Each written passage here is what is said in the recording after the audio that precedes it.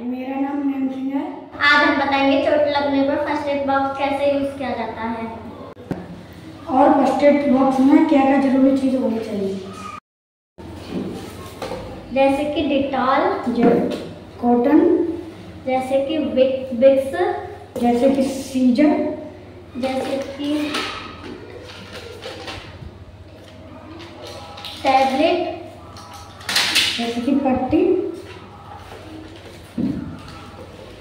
जैसे कि Betadine tube, जैसे कि टेप, जैसे कि